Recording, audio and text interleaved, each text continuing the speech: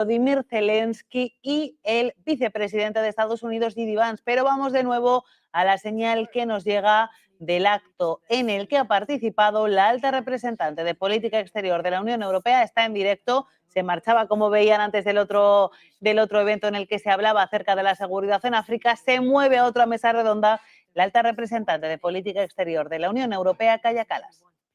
So I think we should put the efforts there that they would want peace. Can I just, before I turn to you, say, why do you say that? Because President Trump says that they had a very warm and long conversation, that he felt that President Putin did want to go into negotiations. Why do you think that he does not want peace? Very simple reason. This night, Russia was bombing nuclear station in Ukraine. So if he wants peace, he could, just simply stop bombing Ukraine. I mean, that is as simple as that. But he's not doing that. So a similar question to you, Foreign Minister. Obviously, the whole crisis over 15 months, set off by October 7th and the war of avenging, of self-defense by Israel. Again, President Trump has put himself on the line for a ceasefire and has said things, not quite what he's been saying about Ukraine, but has said, for instance, that particularly about Gaza, that we'll have it, it's ours, we'll take care of it, we'll make the Riviera of the Middle East. And furthermore, has asked, insisted, expected your country and Egypt to take some 2 million Palestinians. Your reaction right now, today, after all these days of having to deal with this? Thank you, Christian. We just came back from the States where His Majesty had a very frank, open discussion with the President. President Trump, bottom line, is saying that he wants to bring about peace to the region, and we say we are partners. We've been working, striving to have that peace for decades. But in order to have that peace, a deal by definition, going back to your question, is a deal that is concluded to the satisfaction of both parties. Our view on Jordan is the only way that you can have just and lasting peace in the region is to end occupation and have a sovereign, independent Palestinian state on Palestinian national soil on the basis of June 4, 1967 lines, living in peace and security with Israel, that is accepted and normalized within the region. To get to do that, you're not going to be able to do that by not addressing the core issue of conflict, which is that you do have Palestinian people who are attached to their land, want to stay on their land. And on the issue of displacement, again... Y ya va a comenzar pues ese acto que les decíamos, uno de los más esperados, de los que más expectación generan en el entorno de esa cumbre de seguridad de Múnich, encuentro entre el vicepresidente de Estados Unidos, JD Vance, y el presidente ucraniano, Volodymyr Zelensky. Ambos han dejado muchos titulares en el día de hoy. En el caso de Zelensky, ha dicho que está dispuesto a reunirse con Putin siempre y cuando sea con él directamente y ponga las normas de la reunión el propio Zelensky. Y en torno a JD Vance, pues ha cuestionado la democracia en Europa. Vamos con ese encuentro. How to stop Putin and finish the war. We want peace very much, but we need real security guarantees, and we will continue our meetings and our work, and we will be very happy to see General Kallas also in Ukraine in this closest time. Thank you, Vice President, for meeting. Thank you, colleagues. Thank you so much. Great. Thank you all. Take care, guys. How does this move forward if Ukraine is not ready to come to the table with Putin? If Ukraine is not ready to speak with Putin at the table, how do you move forward? Will you still negotiate? Well, look, I think the way that this conversation moves us forward is, first of all, you have great members of the Ukrainian delegation. You have our incredible Secretary of State, Marco Rubio, here. We have General Kellogg. It's important for us to get together and start to have the conversations that are going to be necessary to bring this thing to a close. That's all I'm going to say for now, because I want to preserve the optionality here from the negotiators and our respective teams to bring this thing to a responsible close. Thank you all and have a good night. What is the timeline of the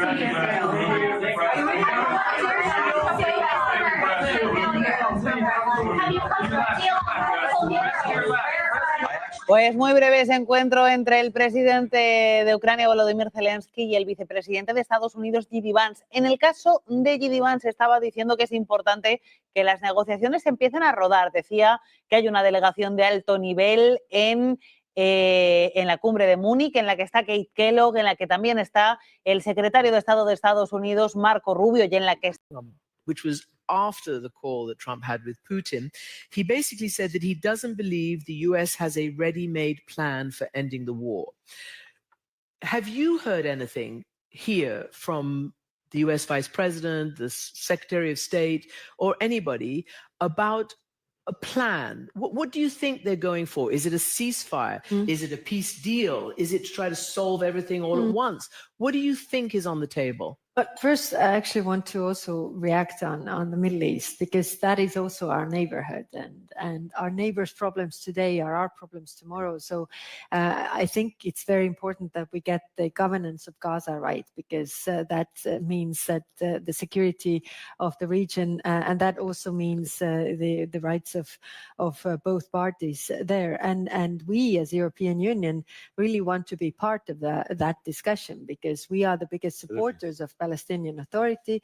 We are the biggest supporters of UNRWA for the Palestinian refugees. So I think we are also the reasonable and reliable partner, and we should be discussing these issues there. But coming to your question, then yes, we meet with the representatives of United States, and there is a special envoy for Ukraine and Russia, nominated by President Trump, that I will also meet General Kellogg, and they say that they are in a listening mode, really meeting with the Europeans to put the plan together. And again, with any plan to work, you need the Europeans, you need the Ukrainians, because otherwise, you know, the implementation is on the ground, and there you need the ones who are on the ground. Just to further that, Vice President J.D. Vance delivered a pretty tough speech, should we say, to Europe, pretty much scolded Europe. I mean, that's what I'm thinking, because I saw it and I heard some reaction from Europeans. Didn't much mention in his speech Ukraine, but did talk a lot about your internal politics, and essentially said that the biggest threat he saw was European internal politics, that you're not listening to your people, and therefore we have this big problem and this big weakness. What's your reaction to that? When we meet in person, then we have very good and frank discussions. US is our great ally, and they are also saying that they keep or they remain our great ally. When, you know, listening to that speech, it seems like, you know, they try to pick a fight with us, but we don't want to fight with our friends. We have other threats coming from outside. And I think, you know, in domestic politics, we have all kinds of issues, and we are settling those ourselves, but we need to work with our allies with the bigger threats that there are in the world, like we have together with the United States regarding, you know, Russia attacking Ukraine, or, you know, the international order really not functioning, other aggressors in the world having appetite for their neighbors' countries, critical raw materials, the protection of these. I mean, there are so many issues that we can work on and will work on. I want to, talking about governance, what High Representative just said, obviously the EU wants to help. Europeans have always tried to help. I touched on the Hamas and that side of the radical. We know the radical and the far-right extremists in Israel. We know what they're saying. Trump has given us a great gift. You know, they're all happy that perhaps there'll be an annexation of Gaza, an annexation of the West Bank. But there is a very real question about how do you convince Israel and the Israeli people that a Palestinian state, I mean, Smotrich, you heard, said finally this, whatever he said, this nightmare of a Palestinian state has been buried. How do you convince, I know it's not your issue, but how do you think you convince the Israeli population that it doesn't need to be a nightmare? Because Hamas in power again will not make anybody feel happy or secure. Thank you. First, I just want to reaffirm what Kaja said about the fundamental role Europe play and should play and continues to play in our efforts to bring about peace and security to our region, where one neighborhood, whatever happens in the region, has impact in Europe and vice versa. So we are strong allies and partners, and we'll continue this partnership. On the other issue, look, I mean, let's just simplify things. What do Palestinians want? What they're human beings like everybody else. They want to live in peace. They want to have schools for their kids. They want to make sure that they have dignity, that they don't have to cross at 10 checkpoints to get from point A to point B within their own city. They want peace. And in the context of that peace, we all are willing to come around and create the necessary mechanisms that will ensure security for everybody, for Israelis and Palestinians. So when did we try the two-state solution? When did we give the Palestinians a state and you had problems after that? We got to put things in context. And again, I know since the beginning of the recent round of the conflict, when you try to explain things, it looks like justification. Nobody's justifying anything. But I think in order for us to have solutions, we have to understand the problem. There is a context to that. By the end of the day, you have 5 million Palestinians living in occupied Gaza and West Bank. What are you going to do with these? You cannot get them out of Palestine. They want to stay and they will stay. So let's create a condition, a new reality in which you have a Palestinian state living in peace and security with Israel. And everybody talks about new ideas, and I'm quoting our dear friend, the Qatari Prime Minister here. The two-state solution is a new idea. Has it ever been tried? Did we try it and it failed?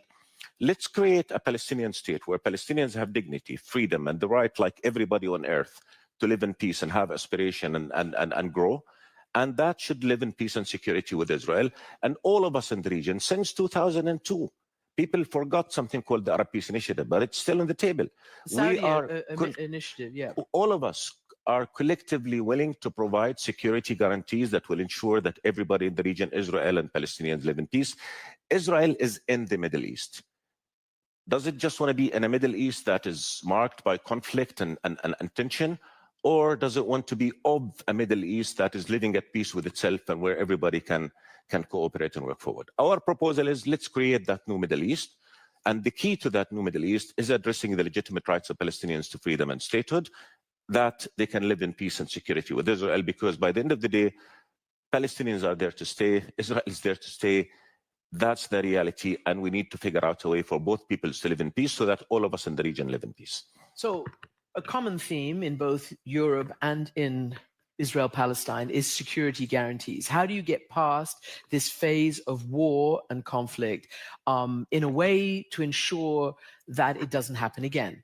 So it's been floated that for Ukraine, if this peace proposal or this ceasefire proposal materializes, in fact, even Hegseth said that there needs to be robust security guarantees for Ukraine, minus any chance of it joining NATO. Now, they kind of had to sort of maybe walk that back a little bit, but not much.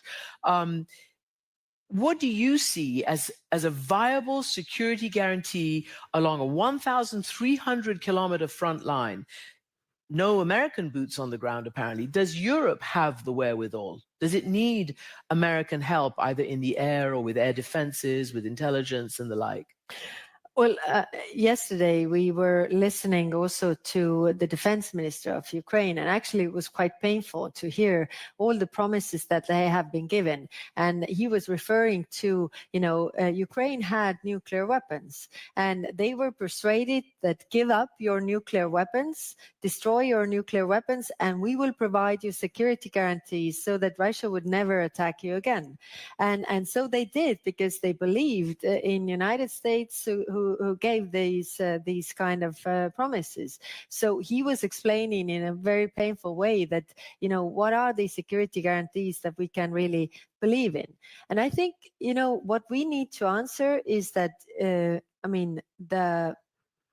the security guarantee that is the strongest and that really works is a NATO membership. And it's actually also the cheapest security guarantee, because it really deters Russia. Now, when it comes to, that this is off the table, that it was said, then we need to answer the questions that what do we really mean? And every 27 countries or whoever is supporting Ukraine needs to answer that question. If you say we give you security guarantees, what do you mean? Are you willing to send your troops on the ground? Are you willing to provide, capabilities and ammunition? And if so, then in what what amount, so that it would actually deter or any future wars and conflicts. So, I mean, these are the questions that need to be answered by all the supporters or security guarantee givers.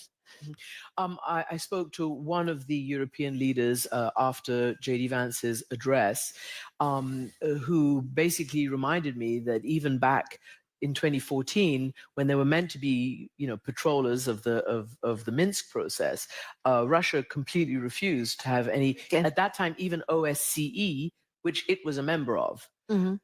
Do you believe that Vladimir Putin is ready to have some kind of, the kind of peace deal, ceasefire deal that I've covered all my career, that involves, peacekeepers, that involves all sorts of steps? Does he still want a viable, independent Ukraine? Well, no.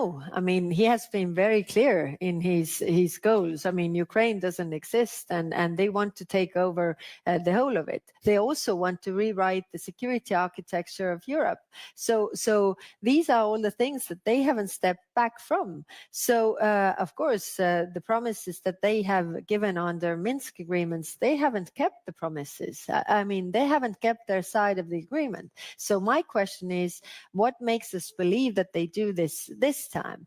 They only do it if they are under pressure, or if they are afraid of something, and that's why we really need to be strong. This is the only thing that they understand. And just to follow up, you were you seemed in your public comments pretty distressed over the last few days. You said it could be, any quick fix could be a dirty deal. You talked about appeasement. And obviously all the focus is now from the United States, from the head of NATO, I just had him on the air, that Europe has to stand up. There is no option. Do you believe Europe can? What have you been talking to your colleagues about? These are two different things. Everybody around the European table, every European country by now understands that we need to do more for our defense. We need to do more for Ukraine. We have done a lot in terms of supporting Ukraine. We are the biggest supporters of Ukraine. We have provided like 134 billion euros, whereas US share is actually smaller. But in terms of our own defense, we need to do more, because we have been in allies with the US, and they have been saying this, and I think it's a valid point. We need to do more. But the other topic on the side is the war that is going on right now, and whether you are offering to the aggressor everything he wants and something on top of it as well. If you do so, then it would invite all the aggressors or would-be aggressors in the world. Okay, that works. I will also go for my neighbors' territories, and that is actually detrimental to the world security. So, Foreign Minister, do you think what's happening in Europe and as Madam Kallas says, the potential, basically giving the aggressor what they want. Do you think that when you see that and you depend, you like to think that you've got help and support from, but they're in a really bad place. Who's going to help the Palestinians? Is it going to be a rebirth of Arab nationalism? Where are the Arab states when it comes to actually helping the Palestinians? I know that you guys are beleaguered in Jordan and you have millions of refugees, but in general, the rich Arab states, what do you think their responsibility is in the rehabilitation of Gaza and the defense of what you all call for, which is Palestinian independence, statehood, sovereignty, side by side with a secure Israel? Thank you. I think, first of all, what applies to Europe, what applies to any conflict in the world should apply to the Middle East as well. And I think we should have the same standards. International law should apply to all conflicts, to all people, regardless of where the conflict is and who the people involved in that conflict is. And that's been our really cry over the last year and a half, is that let's apply international law equally. The same standards that apply to Ukraine should apply to Palestine. And that's something, and again, we work very closely with Europe on that over the past year. As what the Arabs are doing for Israel, we're doing everything we possibly for Palestine. We're doing everything we possibly can, but it's not us, the Arabs, that are occupying Palestine. It's not us that are preventing a solution. I mean, look at, again, what we've been saying all through.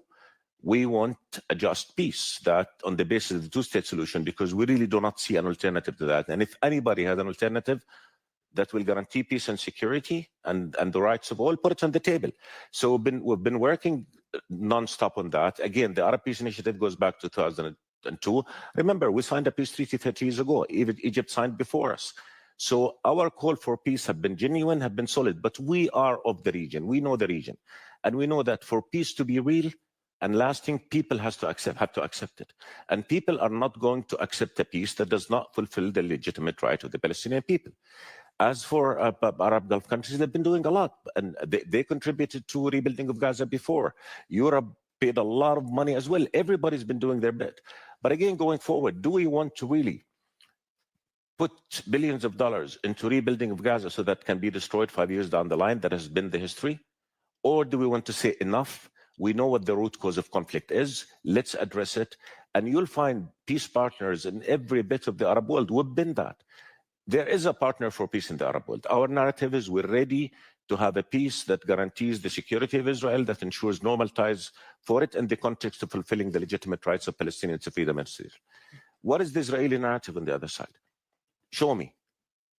Is there a narrative other than, continuing with the same security-driven approach that has shown that we're just getting into worse and worse places year after year? Let me just ask you, because in terms of what we just talked about, who patrols, who whatever you want to say, enforces, guarantees a peace, there's lots have been floated about what coalition of forces might do so in Gaza. But Hamas, who are obviously visibly still in charge there, say no, we don't accept any Arab forces, no any other forces. So who do we look for security and guaranteeing a peace? When was Hamas established? Decades after the conflict started. Mm-hmm. So Hamas is a product of the conflict. A new reality of peace will have a different product that will ensure that peace is maintained. And again, that is what we're trying to say, is that let us create conditions of justice, of peace and security, where people can live in peace and where there is no need for violence and there is no need for conflict. So I think, again, are we able to put a comprehensive plan on the table that shows where we go from here, that guarantees that we don't go back to conflict again? If you give the Palestinian people their rights and freedom and hope, again, like any other people on earth, why would they want to go back to conflict? So I think we really need to look at the root causes of conflict, not to be sort of suffocated in the urgency of the moment, and look broadly and go back over decades of this conflict. Every war has just led to another war. Nobody has tried full comprehensive peace yet. Let's give it a shot and see. And again, in terms of actual security guarantees, all of us in the Arab world, in partnership with our friends in Europe, with our friends in the US, everywhere in the world, we are willing to come up and say, these are the security guarantees that will make sure nobody is subject to threat anymore. And we go forward. I think you wanted to react to something. Yeah, I wanted to just say that, of course, the recognition of Israel and their existence is also important, and also the rights of Palestinians on the other side. I think, if you read the history and the establishment of Israel, then, the founders were very clear that you have security security has to be together with justice. So the Palestinians have their rights, and those need to be respected as well. I mean, they have the right to be there, and Israelis are worried about their security, but Palestinians need their, rights to of statehood. So I think we need to balance these things, and that's why European Union is also supporting the two-state solution. Like you say, there is no real alternative to this, but we need to have the two states on more equal basis as well. But that means that also the governance of Gaza is extremely important, because who provides the services to these people? Who provides, a huge issue is the education part. That there would be no radicalization. That is the claim that has been, there. Why, this hatred just fuels more wars, and we have to, see what we can do about this. Looking back is one thing, but looking to the future, the coexistence has to be there. Can I ask you finally, we're going to go to a question in a moment. We're sitting in Europe and there is a huge rise of far right, some far left, but nationalism and empowered right now. Is that a threat? Is that a danger? And we've got an election coming up in Germany, in this country, in next week, and it could be a real major turning point. Any kind of extremism is problematic, and it's usually the people are always against something on the extremes. They're never for something. But in order to build a country, to build a society, you need to be for something. You need to build upon what is already there, and that's why the radicalization or extremes are actually dangerous. So of course we have elections going on, and we need to really address the issues that people are fearing about, and we need to deal with our domestic issues, but not to fuel any more hatred, because that is really dangerous. I'm going to open to the questions now. The first question is going to Sigrid Kaag. Is that you? Yep. You're the special coordinator for the Middle East peace process, humanitarian construction coordinator for Gaza from the United Nations. That's correct. One observation and then one question, but it's also a question I could ask myself. It's something we all grapple with. One observation, of course, is the significant political disruptions we've seen now that will be impacting and affecting the way conflict is managed, the way out of the conflict in Ukraine, as well as, of course, the so-called Middle East peace process. So with these huge disruptions, the roles that each country or entity, European Union in this case, could play is potentially lopsided. So my first question would be, how will you exercise the influence, small or large, you may have in order to come back to what would be rules-based outcomes that are legitimate and carried by international law? One observation on Gaza, and I think Ayman knows this very well, we can talk a lot about Gaza, given the horrors that have taken place. And I don't know if I'm the only one in this room who goes to Gaza regularly, but it is a horrific dystopian situation of mankind, our fellow human beings, alongside, of course, the hostages that have yet to be returned home in equal measure. However, the risk is, and it could be the same for Ukraine, I can't compare, that we are so busy with the discussion on the governance and security of Gaza, we lose sight of the real deal, which is West Bank, including East Jerusalem. Palestine risks dropping out of sight permanently, and this is the last moment question to both. What can or would you do? Because we need to go beyond the usual statements. They haven't helped us. Can you take it first, please? Yeah, I mean, first of all, in Gaza, I think I just want to address the humanitarian situation there. Again, our priority today, number one, that the ceasefire holds, that we go through phase 1, phase 2, phase 3 of the deal so that we settle that component of it. Number two, the humanitarian catastrophe aid is still not getting in a number. In Jordan, we've conducted probably the second largest operation since aerial drop humanitarian operation since Berlin into Gaza. We have a route through which we're sending trucks.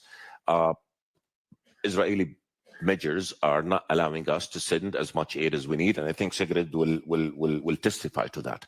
So we still have a problem of getting aid into Gaza. People are starving. Food is not getting in. Tents are not getting in. Caravans are not getting in. Medicine is not getting in. We have 2 hospitals operating in Gaza, and we're told horror stories of what's happening there. So I think now let's focus on keeping the ceasefire, making sure it holds, and getting sufficient aid into Gaza so that people don't continue to die from starvation, dehydration, and hunger in children. We've got lots of injured in Gaza. They need to be treated. And we've tried to get as many people out as we could, and we couldn't get the right number. And that's why, as Max was saying, we are ready to get 2,000 sick people and treat them in cooperation with other countries. It's not new. We've been trying to do that for a long time, but we haven't been able to. So let's keep that reality in check. And again, Sigrid could tell you stories about how disruptive the process of getting aid has been. Beyond that, look, the West Bank is on fire. It is a powder keg that could explode. And if it explodes, I think it's going to drag all of us into further conflict. And that's why we've been working so hard on trying to prevent things from erupting on the West Bank. And the key to that is again, to end unilateral measures that are driving people into despair, settlements, confiscation of land, suffocation of the PA. All these are measures that need to be taken. Ramadan is upon us in a month or so, and we don't want to go into Ramadan with this kind of environment because that could also lead to disruption. So ultimately, I go back to my initial proposition is that we want peace. The path to peace is clear. We are ready to do whatever it takes to bring about that just peace that, again, fulfills the legitimate rights of the Palestinians and addresses Israel's security concern. We're ready. Is the Israeli government ready? That is the question that I think should be put on the table. And again, ideas that are what's called out of the box. What's out of the box? I mean, it has to be just, it has to be fair, it has to make sense, it has to be accepted. And again, we just cannot afford to go back to the status quo ante. Hope needs to be restored. Palestinians have lost hope. We've got to restore hope. We restore hope by offering a political horizon and by addressing the misery of today. And again, for Israelis, thinking 10 years from now, 20 years from now, 30 years from now, where they want to be, what kind of, region do they want? So they've got also to think long term. And long term for Israel to be able to live in peace and security, as you said, its neighbor needs to live in peace and security. Well, yes, it is true that, all the statements we do and where we stand, but we also, help Palestinians the most. If you think Europeans are the biggest supporters of UNRWA and also aid to Palestinians, I think this is extremely important. But I agree what you said, that we are also pushing for the reforms, because it's the question who actually provides the services to these people that they trust, that are not, Israelis are worried that there's radicalization when it comes to education and really, the youth and the future, whereas the Palestinians need the services. They actually need the schools, the water, the sanity, everything that they need. So like you say, that there would be hope in the future. So what we can do is politically support, but also economically support them. We are doing that, but of course in the end it has to be the Palestinians and Israelis that also are accepting this kind of arrangement. And that is the thing that we need to work on. It can't be like we agree over their heads, because they really, Israelis need to have the security that they are worried about, and Palestinians need to have the rights there as well. So it is a very complicated issue. It's the mother of all conflicts, and it's but really, if you think about history, the only time where there have been peaceful times is like when there is coexistence, the understanding that we are both here, we're not going anywhere, so we need to coexist and find the rules how we do it. At this point, I always like to pull out a quote, but I don't have it with me because it's on my phone, but it's the two negotiators during the Oslo peace process, Uri Savir and Ahmad Kurey.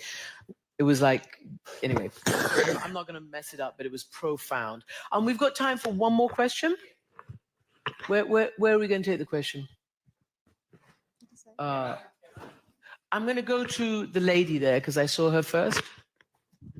Thank you. No, I couldn't. Exactly. Good evening. My name is Yael Brado-Bahat. I'm the co-director of Women Wage Peace, an Israeli grassroots movement, working very closely with our Palestinian sister movement, Women of the Sun. We're working daily on the ground to create and maintain bridges between Israelis and Palestinians. Earlier this afternoon, I attended the first part of this event, Prospects of Peace in the Middle East, featuring the Israeli foreign minister. And I was wondering, why aren't we having one conversation? Can I say something to you? I frankly am wondering that too. So just to say, everyone here knows. No, it would be Everyone really here- much better to Everyone have here knows Europe, that Israel, Palestine, well, we hope to have the Palestinian prime minister, but the Arab countries, yeah. exactly. And the Americans, by the way, I'm telling you, we have not been able to get the American administration or other responsibles to these panels. So I just want to say that everyone here knows that the release of all hostages and the end of the war and the rehabilitation of Gaza will come only through diplomacy. And everyone here knows that security and prosperity and freedom for both nations will come through peace. And everyone knows that for this to succeed, we need also women and civil society involved. So why aren't we having one conversation, and where are the women, where is civil society? And just one last comment, eventually we all know that peace will happen, like it happened in so many conflicts in the world, in history, like it happened with Israel and Egypt, and Israel and Jordan. And the only question is, why not begin now, and how many lives will be lost until it begins? Can I just answer that? And it's a really great intervention. Throughout this war, I've been trying to have people like yourself, grassroots Israelis, grassroots Palestinians, to talk about the peace process from the grassroots up rather than always from top down. And I think that's really a piece that's really, really missing. But we hear that the leaders or the nations, both, are traumatized, and that they can't see beyond their immediate trauma right now. But I think you raise an amazing, amazing point, and we try to do this on our show. So I don't know whether you have any comments about this, but especially the women, the Palestinian and Israeli women who've been working for so many years and whose voices are not amplified enough in the right halls of power. I just want to comment, Christian. I mean, these are the voices that resonate positively. These are the voices that need to dominate. The voices of moderation, voices of accepting the other, voices of recognizing the rights of the other. This is the kind of voices, and again, that's our position in the Arab world. We want to live in peace and security on the basis, in the context of a solution that fulfills the legitimate rights of Palestinians to freedom, dignity, statehood, living side by side Israel that is peaceful and secure as well. That is our proposition. These are the voices that we want to see. We just need more. We need to see expressed in the official government voices of Israel. Or even alongside, to help push along. Absolutely. As has happened in many other countries, frankly. The whole Northern Ireland peace process started early with grassroots women who started even in, Liberia and many places of conflict. And I wonder, as a woman, as a ruler, as a former prime minister, etc., there is a huge missing piece, isn't there, of civil society, of grassroots, even when it comes to the Ukraine-Russia thing. I mean, partly is in Russia, nobody gets a voice because if they say something other than the party line, they'll get carted off to jail. But I mean, this is something that may help push leaders towards ending these wars. Well, when it comes to Russia and Ukraine, you know, the difference is that Russian civilians are not dying. I mean, Russian children and women are not dying. It's soldiers on the ground of other territory, whereas Ukrainian children and women and everybody's dying in their home. So of course we hear their voices and they want peace. Everybody wants peace, but they also understand that, you know, when you're occupied, then it doesn't mean, you know, in words you have peace, but it doesn't mean that the human suffering will stop. And that is something that we need to work for. I don't know how long this session goes, but there was one gentleman behind me. If you could just ask a short question and not make a big speech, that'd be great, because you're going to be the last one. So I'm Israeli as well. My name is Ilan Baruch. I'm in opposition to government. I have a request to you, Ms. Kallas. Next week, you are going to meet our minister for the Association Council meeting. Please insist on Article 2. No more violations of human rights on the side of Israel, unconditional. There must be some conditionality between the super privileged status of Israel in Europe and the way Israel is treating the Palestinians. It must be. Thank you. Pointing out also there's a picture, I assume it's a relative of yours? Your kid? Who's still held hostage? Well, we hope that he is brought back safe and sound. Hang on. Sorry, there was one question being asked here. Then you can ask that question. And then we have to end this session.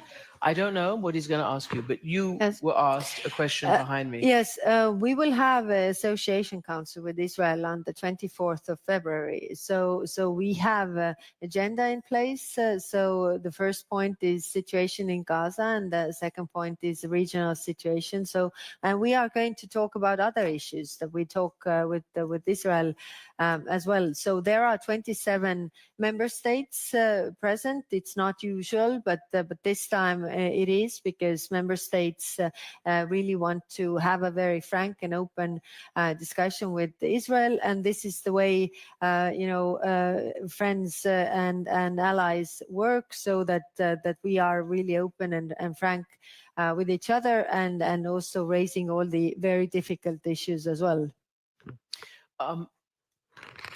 Could you make it brief? I'm from New York, so I know how to do quick. Yeah.